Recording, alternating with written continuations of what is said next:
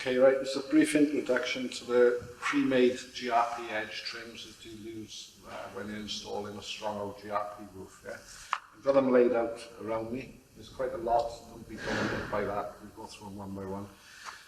If you pick up a brochure for our products, on the back of the brochure you've got some diagrams of what trims are available. So if we talk through the ones most commonly used first, guttering.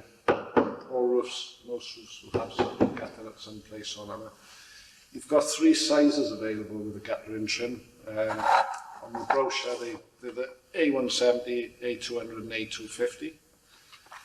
The difference between them is the drop from the roof down to the bottom of the trim. Think of them as small, medium and large.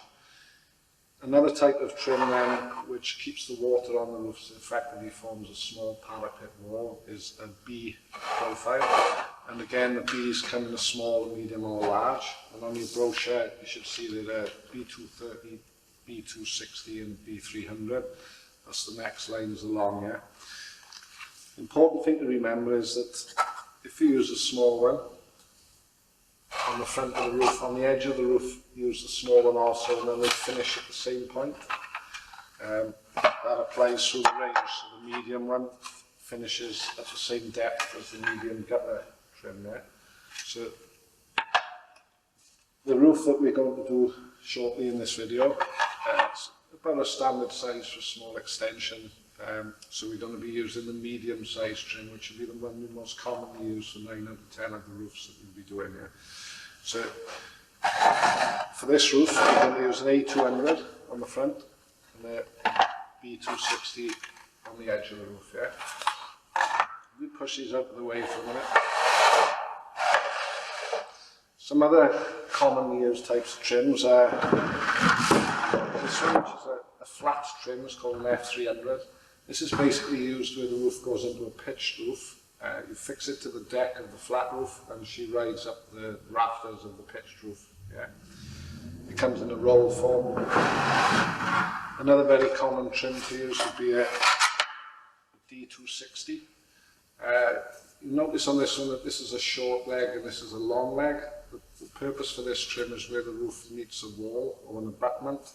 And depending where you want to put the lead chase, you can use it the long leg up the wall or swing it round and use the short leg up the wall. Yeah. That profile also comes with a larger leg for when perhaps you've had existing lead work which is high up the wall and this won't quite reach up underneath the lead enough. It's called a D300, so you have a longer leg here for when your lead is quite high on the wall. Yeah.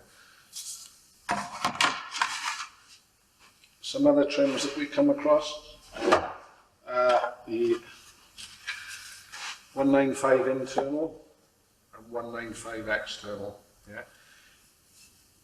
These bring to our attention something which is true with all fiberglass trims, which is there's a side to bond to and a side that's not so good for bonding to. So these look very much the same, but the external, the bonding surface will be on the outside of the angle, and with the internal, the bonding surface will be on the inside of the angle. Yeah? Sometimes you want to use the trim in a different position to when it's designed, and it may be convenient to bond to the wrong side of the trim. So in that case, if you sand the trim first with sandpaper to get a mechanical key, and then you wipe it with acetone, which gets a chemical key, in theory you should be able to bond to both sides of the trim. It's worth, when you do have a piece of the trim, have a look and start to see if you can recognise the shiny side and the dull side. And in general you always bond to the dull side. So to show that as an example, if we pick up an A trim, this is only used one way, and you will notice that the inside is shiny and the surface we go to bond to is dull. Yeah? With these trims come some pre-made corners, probably more used by the DIY roofer who doesn't want to do 2 or 3 roofs before they get good at doing the corners by hand. So they can be useful if it's a DIY job and you just want to do a roof maybe once or twice, and not master the technique of doing the corners by hand or mitering the corners. Yeah. So we have the most common one is the C1, which is a standard corner. And if you imagine that's on the edge of the roof, you've got the options of putting the guttering onto there, or putting the guttering onto there, or perhaps you can have the guttering on there.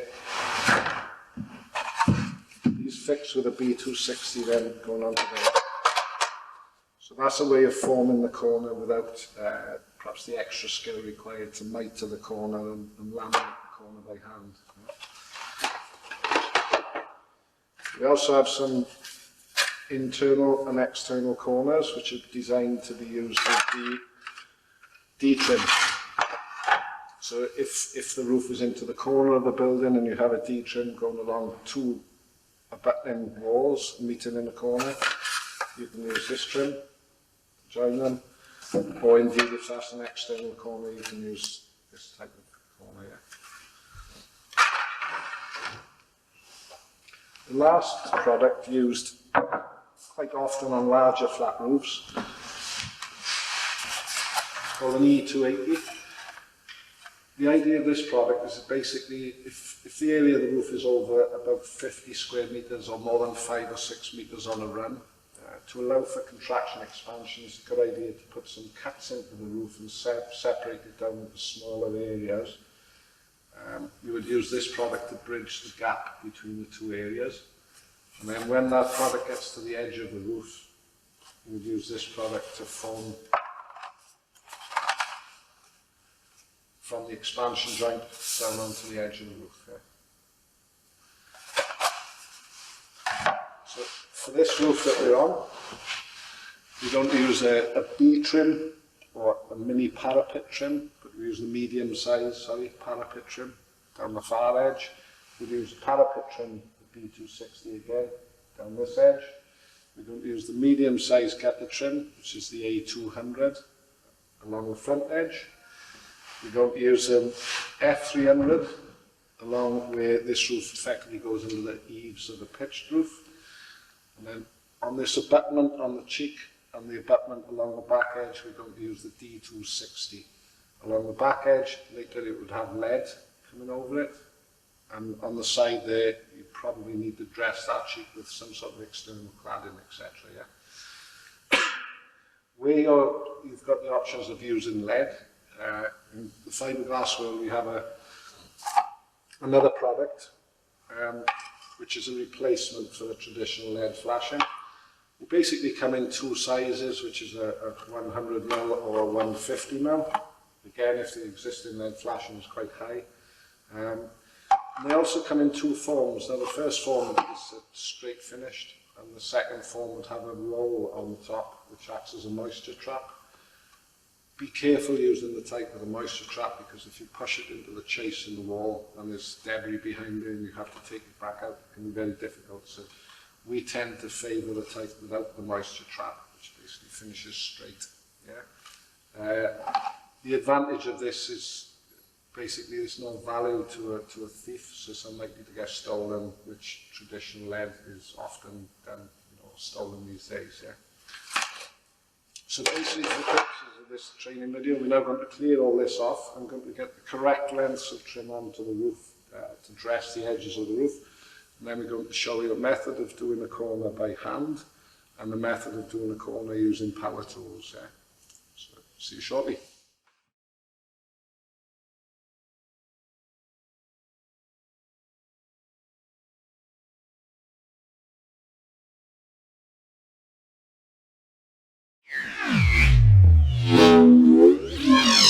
Northern Building Plastics. Why collect when we can deliver?